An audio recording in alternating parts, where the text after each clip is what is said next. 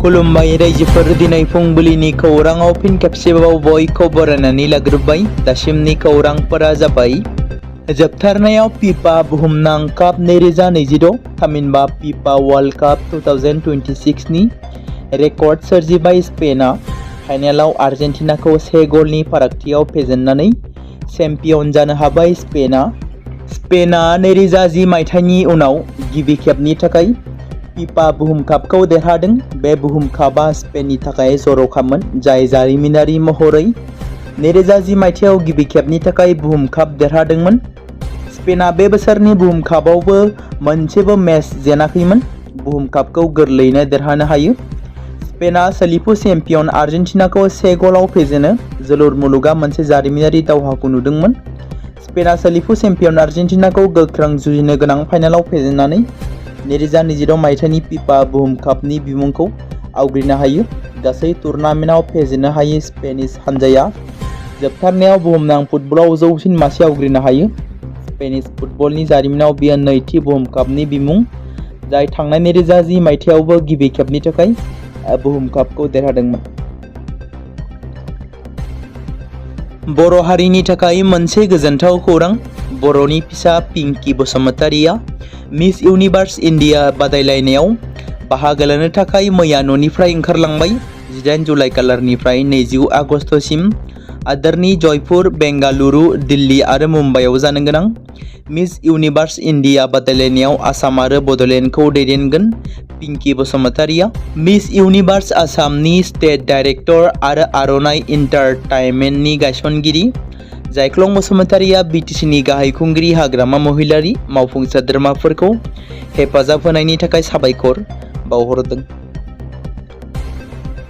Sumitra Mushahary NEET आनजादाव 420 number लानानै उथ्रिसार जानो हादों। उदालगुरि जिल्लानि बक्टपारा हालामनि पुनिया गामिनि सुमित्रा मुसाहारि, बिफा मिनाराम मुसाहारि आरो बिमा शर्मिला मुसाहारिनि नैथि फिसाजोआ बर' बिजोङाव फरायनानैब्लाबो नीट आनजादाव 420 लाना उथ्रिसार जानो हादों, जाय बिथांनि जौखोन्दोआ 88। अल इन्डिया एसटि रेंकआव 5140 आव बिथाङा जागायजेननायनिफ्रायनो बर' बिजोंजों फरायदोंमोन। बिथांनि नीट आनजादखौ उथ्रिसारनो हानायाव ओनसोलनि मेलेमजिबिफोरा बरायदों आरो इयुनखौ गोजों हास्थायदों। बिथाङा नखरजों लोगोसे ओनसोलनि आरो बर' हारिनि थाखाय गोग्गानाय लाबोनो हादों। मणिपुराव पिस्तलजों लोगोसे 2 हाथियार लाग्रा सुबुंखौ हमनाय जादों। मणिपुराव पिस्तलजों लोगोसे 2 लाइमोनखौ खादों। मोनसे स्रोद सुलुं मोननायनि उनाव मणिपुर पुलिसआ मोनसे सिं गामिनिफ्राय गारिजों थांबाय थानाय समावनो 2 सुबुंखौ एरेस्ट खालामदों। एरेस्ट खालामजानाय सुबुंफोरा सुकुर आरो आब्बास मुंनि 2, जायनि मुंफोरखौ मख'नाय जादों आरो बिसोर 2बो गामिनि थागिरि होनना मिथिनो मोननाय जायो।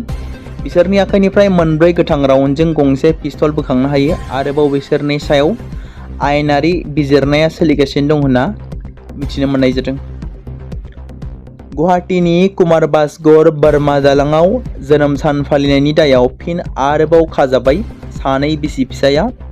16 जुलाइआव फालिनाय बे भिडिअ'आ ससियेल मिडियायाव गोसारनायनि उनावनो पुलिसआ गोख्रों राहा लायो आरो बिथांमोनखौ खायो।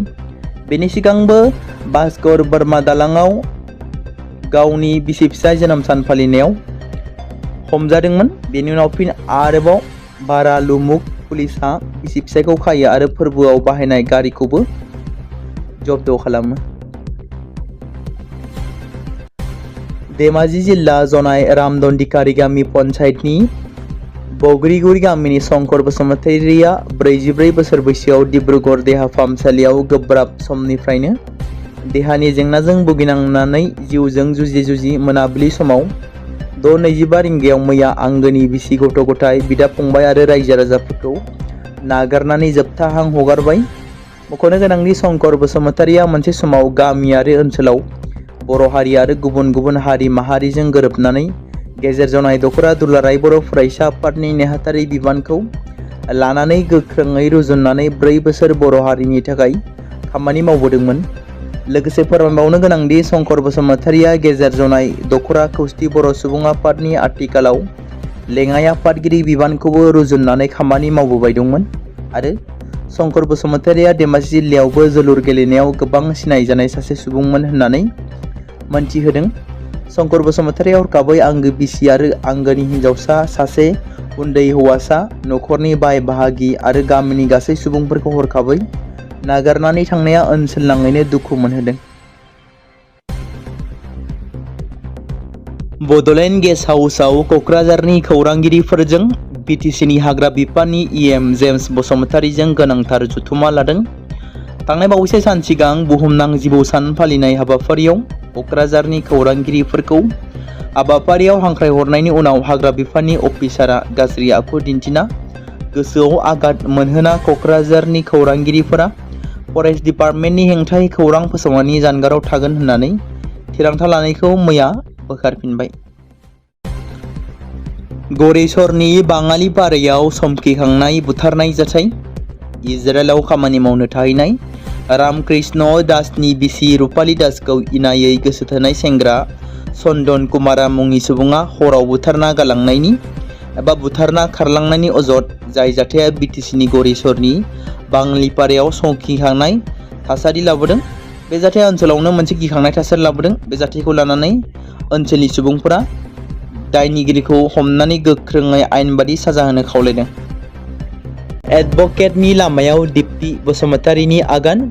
मेगा मिस नर्थ इस्ट 2024 आरो मिस फ्रेन्डशिप इन्टारनेशनेल इन्डिया 2024 नि बिमुं देरहासारगिरि आरो चीन हादोराव जानाय मिस फ्रेन्डशिप इन्टारनेशनेल 2025 पेजेन्टआव भारत हादोरखौ रिप्रेजेन्ट खालामनाय बिथां महर दिन्थिगिरि दीप्ति बसुमतारीया अल इन्डिया बार एग्जामिनेशन थामहिनबा AIBE खौ गिबि नाजानायावनो उथ्रिसार जानो हाबाय। सार्टिफिकेट अफ प्रेक्टिस मोनखांनायनि उनाव बिथाङा दा एडभकेट महरै खामानि मावनो हासिगोन। मख'नो गोनां बाथ्रा दि अल इन्डिया बार एग्जामिनेशनआ बार काउन्सिल अफ इन्डियाजों सामलायजानाय मोनसे गोनांथार हादोरारि थाखोनि फोरमानथि आनजाद। बे आनजादाव उथ्रिसार जानो हानाय बिनायसाफोरनो सार्टिफिकेट अफ प्रेक्टिस बान्था होयो, जाय भारतनि जायखिजाया आदालत एबा खुंथायारि आफादाव क्लेइन्सफोरनि थान्दैथि खालामनो थाखाय मावख'आरि लाइसेन्स महरै खामानि मावो। आबहावा बिगियानगिरि सनम वांचुकनि सावगारि आखिनायनि दायाव दिसपुर पुलिसआ सानै लाइमोनखौ खादों। मख'जाथाव दि कामरुपनि police deputy commissioner Hiranya Kumar Barman बिथाङा बुङो दि नकुल मिली आरो गौरब सिंहखौ दिसपुर पुलिसआ हरनि समाव ज्योति विष्णु अडिट'रियामाव थानाय लामानि वालआव सावगारि आखिबाय थानाय समावनो हमनो हायो। रायजोआरि धन सम्पथिफोरखौ खहा खालामनाय आरो वालआव बेबादि गाज्रि आखु दिन्थिनाय एबा गाज्रि महर होनो हानायनि दायाव सानै सेंग्रानि बेरेखा दिसपुर पुलिस थानायाव 524/26 नं केस रेजिस्टार खालामनाय जादों। पेट्रलिं पुलिसआ बिथां सानैखौ हरनि समाव सनम वांचुकनि गाब फुननाय एबा सनम वांचुकनि सावगारि आखिबाय थानाय समावनो हमदोंमोन। बे बिथिंखौ नोजोर बोनानै गोबां सावरायजादों आरो गोबां समाजारि बिजोङाव गोसारदों आरो रागा जोंखांनाय फोरमायदों गोबां पाब्लिकफोरा। बेराफारसेथिं आसामनि गिबि मन्त्रि डक्टर हिमन्त बिश्व शर्मायाबो जाय सुबुङा बेबादि आखिगोन बिथांमोनखौ डाइरेक्टलि हमनाय जागोन होनना बिथाङा बुंदों। धुबुरीआव सासे सोरखारि डक्टरनि सायाव गावनि गिबि बिसिखौ गथायनाय, गुबुनखौ मोजां मोननाय आरो बिजिरसालिनि बिथोनखौ नेवसिनायनि दायाव हमनाय जादों। दायनिगिरिखौ बङाइगाव सिभिल हस्पिटालाव खामानि मावनाय डक्टर रुबुल आहमेद होननानै सिनायथि मोननाय जादों। खौरां मोननाय बायदिब्ला धुबुरीनि चार्च रडनि थागिबि सुमना यास्मिना 2007 मायथाइयाव बङाइगावनि डक्टर रुबुल आहमेदजों जुलि जादोंमोन। 2017 मायथाइयाव डक्टर आहमेदआ धुबुरीनि बातेरहाट सावस्रि मिरुआव देहा फाहामगिरि महरै गावनि केरियारखौ जुरिजेनदोंमोन आरो उनाव बातेरहाट ओनसोलनि उम्मे हानि बेगम मुंनि सासे सिख्लाजों हाबा जादोंमोन। अजद होनाय बायदिब्ला डक्टरा गावनि गिबि बिसि सुमनाखौ नैथि हाबा खालामनो थाखाय सिगांनिफ्रायनो गोब्राब देहायारि आरो गोसोआरि साजा होबोगासिनो दंमोन। 2021 मायथाइयाव डक्टरखौ बङाइगाव सिभिल हस्पिटालाव ट्रेन्सफार खालामनायनि उनाव बिथाङा गावनि गिबि बिसिखौ नागारनानै नैथि बिसिजों थानो लादोंमोन, नाथाय गिबि बिसिनि अजद बादियै एरेस्ट खालामबाय, जायखौ गिबि बिसिया गिबि मन्त्रि डक्टर हिमन्त बिश्व शर्मानो फोरमायथि होदों। जों मिथिगौ थांनाय माखासे दानफोराव फैसालि ब्रह्म मुंनि जाय आइजोखौ लानानै गोबां समाजारि बिजोङाव सावरायजानायखौ नुनो मोन्दोंमोन। जाय आइजोखौ नुयोब्ला नोंथांमोना बयबो गोसोआव दं जानांगौ मानि थाखाय बिथांखौ लानानै गोबां समाजारि बिजोङाव सावरायजानाय एबा गोसारनायखौ नुनो मोन्दोंमोन। दायो फिन बिथाङा समाजारि बिजोङाव एबा गावनि फेसबुक एकाउन्टनि गेजेरजों गोबांथार पस्ट एबा रिल्स भिडिअ शेयार खालामनायखौ नुनो मोनबाय थादों। जाय आइजोखौ लानानै गोबां सोंखारिजाथाव एबा अजद गोनां बाथ्रा फोसावनायखौ नुनो मोन्दोंमोन थांनाय माखासे दान सिगाङाव।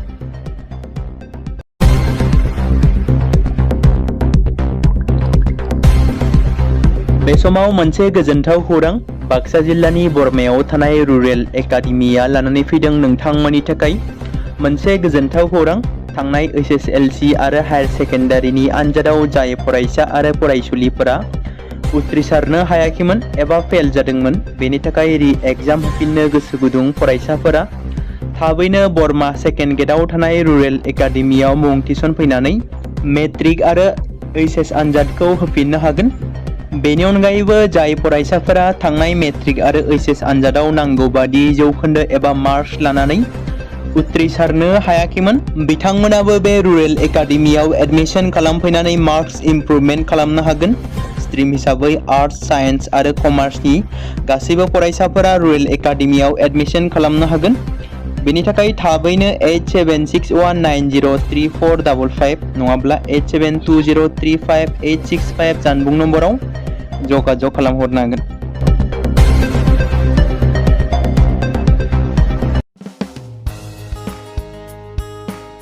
बे समाव मोनसे गोनां फोसावथाय बर' सावथुन नायनानै मोजां मोनग्रा गासै बर' रायजो राजाफोरनि गेजेराव लानानै फैदों मोनसे बर'नि OTT प्लेटफर्म गोनां। जाय प्लेटफर्मनि गेजेरजों नोंथांमोना बर'नि गोदान सावथुनफोरखौ नुनो मोनगोन। थांनाय माखासे बोसोर सिगां बर'नि गेजेराव लानानै फैनाय निउबो एप बायदिनो फिन आरोबाव लानानै फैदों बर' रायजो राजाफोरनि थाखाय। बे बाथ्राखौ मख'नाया गोनांदि 2025 मायथाइनि जानुवारि दानाव ओंखारनाय आंगो स्ट्रिम मुंनि मोनसे OTT प्लेटफर्म गोनां निउबो एपनि गेजेरजों नोंथांमोना गोबांथार बर'नि सावथुनफोर जेरै ट्रेजेडि, रमान्टिक, एक्शन आरो कमेडिजों बुंफबनाय सावथुनफोरखौ नुनो मोनगोन। जेरै सनानि नखर, थांखि गैयै समाज, अनसुला आफा, हिर', बिमा बायदि बाजै, अर, थैसाम, वान्टेड, संदान आरो रं नाम्बार बायदि सावथुनफोरा मख'जाथाव। बेफोर सावथुनफोरखौ नायनो थाखाय नोंथांमोना गिबियावनो आंगो स्ट्रिम एपखौ गावनि मबाइलाव थानाय प्ले स्ट'रनिफ्राय डाउनल'ड खालामनानै लोगोसे इनस्टल खालामनानै गावनि मबाइल नाम्बारजों लगइन खालामनानै लाग्रोनांगोन।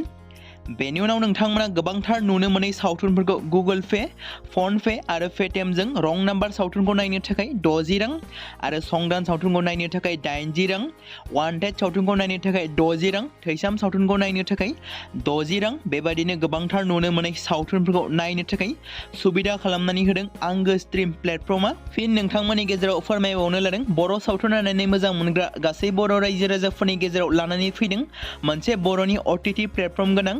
जाय प्लेटफर्मनि गेजेरजों नोंथांमोना बर'नि नुनो मोनै सावथुनफोर जेराव गोजाम सावथुनफोरखौ नुनो मोनगोन। बे बाथ्राखौ मख'नाया गोनांदि 2025 मायथाइनि जानुवारि दानाव दिहुनजानाय आंगो स्ट्रिम मुंनि मोनसे OTT प्लेटफर्म गोनां एपनि गेजेरजों नोंथांमोना गोबांथार बर'नि ट्रेजेडि, रमान्टिक, एक्शन आरो कमेडिजों बुंफबनाय सावथुनफोरखौ नुनो मोनगोन। जेरै रं नाम्बार, संदान, वान्टेड, थैसाम, अर, बिमा बायदि बाजै, हिर', अनसुला आफा, थांखि गैयै समाज, सनानि नखर बायदि बायदि सावथुनफ्रा मख'जाथाव। बेफोर सावथुनफोरखौ नायनो थाखाय नोंथांमोना गिबियावनो आंगो स्ट्रिम एपखौ गावनि मबाइलाव थाखानाय प्ले स्ट'रनिफ्राय इनस्टल खालामनानै गावनि मबाइल नाम्बारजों लगइन खालामखांनायनि उनाव नोंथांमोना गोबांथार नुनो मोनै सावथुनफोरखौ गुगोल पे, फन पे आरो पेटिएमजों रं नाम्बार सावथुनखौ नायनो थाखाय 60 रां, संदान सावथुनखौ नायनो थाखाय 80 रां, वान्टेड सावथुनखौ नायनो थाखाय 60 रां, थैसाम सावथुनखौ नायनो थाखाय 60 रां बेफोरबायदिनो अर सावथुनखौ नायनो थाखाय 60 रां पे खालामनांगोन। बेबायदिनो गोबांथार नुनो मोनै बर' सावथुनफोरखौ नायनो थाखाय सुबिदा खालामनानै होदों आंगो स्ट्रिम प्लेटफर्मा। बे समाव मोनसे गोजोनथाव खौरां क'क्राझार जिल्लानि सिङाव थानाय बड'लेण्ड एकाडेमि सिनियर सेकेन्डारि स्कुला लानानै फैदों BTC हालामनि थाखाय मोनसे गोजोनथाव खौरां।